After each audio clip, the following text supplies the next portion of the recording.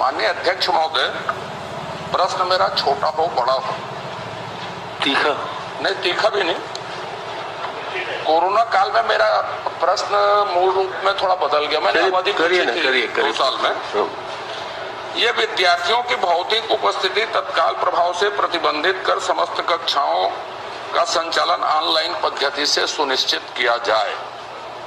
तो मैं आपसे यह जानना चाहता हूं, पहला कि यह सर्कुलर कब निकला और ऑनलाइन सुनिश्चित किस तरह से हुई, और ऑनलाइन आपकी परीक्षाएं हुई, ऑनलाइन में बात कर लेते हैं फिर ऑफलाइन में, तो उसका रिजल्ट किस तरह से निकाला गया 3 साल में, और तीनों साल में समय पर रिजल्ट निकले, एकेडमिक कैलेंडर का पालन हुआ कि नहीं हुआ, वो जो कोरोना ईयर है और अभी इस वर्ष।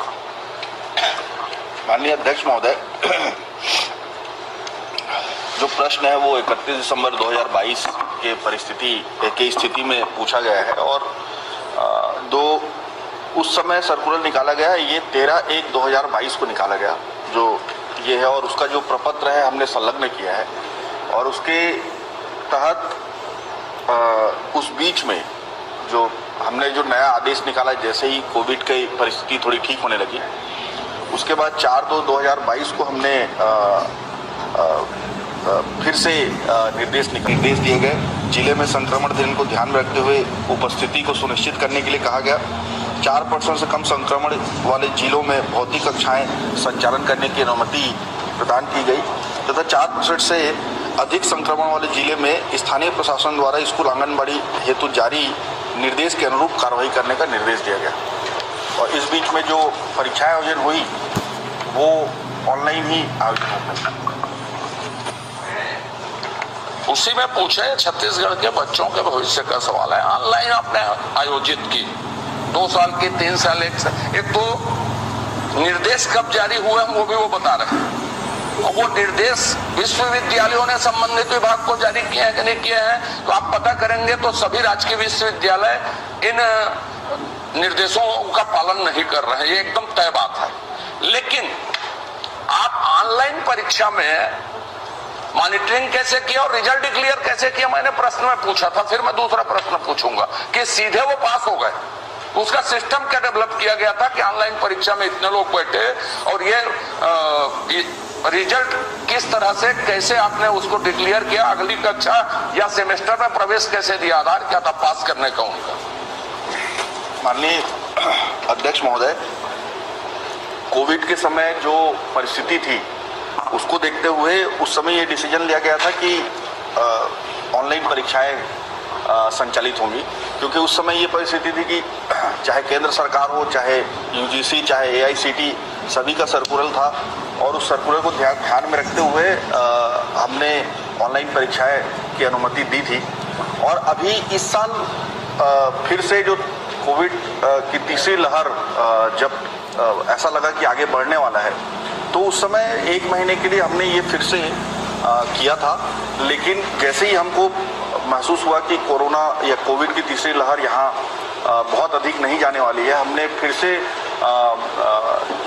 इस जो उससे पहले 13 जनवरी को जो हमने आदेश निकाला था, उस आदेश को एक तरह से रिवर्ट बैक किया है। अध्यक्ष महोदय, जो ऑनलाइन परीक्षाएं हैं वो सभी जो जिस समय 2020 में जब कोविड हुआ था उस समय की बात करेंगे तो प्रश्न पत्र को मेल पे भेजा गया था, और वो कॉपी उनका जो उत्तर वो जमा करना था, उसको वो केंद्र पे जमा करना था, और विश्वविद्यालय में कॉपी एकत्र करके उसका मूल्यांकन करना था। ये प्रक्रिया हमने अपनाया था। ये करना था, किया गया कि नहीं किया गया महोदय? 2020 मतलब जितने ऑनलाइन परीक्षा दी है वो सब पास हो गए जी? जितने लोगों ने ऑनलाइन परीक्षा दी वो सब पास हो गए, ये मान लेना चाहिए। डेटा मेरे पास नहीं है अध्यक्ष महोदय, अभी कितने लोग पास हुए, कितने लोग फेल। अध्यक्ष महोदय, परीक्षा आयोजित करना, परीक्षा की पद्धति आयोजित करना यूनिवर्सिटी का काम है। अरे आपने निर्देश जारी किया, पूरी बात को तो सुन लीजिए, पूरी बात को सुन लीजिए। हमने जो निर्देश जारी किया वो मेडिकल इमरजेंसी को देखते हुए जो अधिकार हमको मिला उसके आधार पर हमने ये निर्देश उस समय जारी किए। और मैं ये आपको बता दूं कि छत्तीसगढ़ एक ऐसा राज्य है जिसने AICTE और UGC के जो मापदंड तैयार किए थे ऑनलाइन परीक्षा आयोजित करने का, उस पे पूरी खरी उतरी है। एक भी डायवर्जन छत्तीसगढ़ के सरकार ने या छत्तीसगढ़ की यूनिवर्सिटीज ने, मैं आपको कुछ भी नहीं बोल रहा हूँ, कुछ भी नहीं बोल रहा हूँ। एक सेकंड पूरी बात, मैं आपको इतना ही आग्रह कर रहा हूँ कि मैं वो सबसे सहमत हूँ। मैं ये कह रहा हूँ कि जो आपने दिशा निर्देश परीक्षा के लिए जारी किए हैं, जो अधिकार है आपके पास, ऑनलाइन ऑफलाइन, ऑनलाइन कौन सक्सेस हो गई किसी को भगवान को नहीं मालूम, इसमें भी मैं मान लिया अध्यक्ष जी उसकी जानकारी लेंगे। इस वर्ष के लिए मैं पूछ रहा हूं कि इन सब बातों को छोड़ के कि ऐसी परीक्षा होगी और इतनी अवधि के बीच में आयोजित हो जाएगी, ये सदन को बता दें। माननीय चंद्राकर जी, मैंने आपको जैसे कहा कि इस आदेश के बाद जो आपके प्रश्न पे संलग्न है, उस आदेश के बाद जैसे ही हमको महसूस हुआ कि कोविड की जो तीसरी लहर है वो इफेक्टिव नहीं है, तो हमने एक और निर्देश जारी किया जो पहले वाले निर्देश को रिवर्ट बैक कर रहा है। तो ऑलरेडी इस बात को निर्देशित कर दिया गया है कि ऑफलाइन परीक्षाएं आयोजित की जा सकती। गुलाब कमरो आखिरी एक छोटा सा, बहुत हो गया। ऑफलाइन मान लो आयोजित की जाएंगी, ऑनलाइन आयोजित की जाएंगी, आपने सारे नियामक संस्थाओं के निर्देश को माना। मैं इतना ही चाहता हूं और आपका समर्थन भी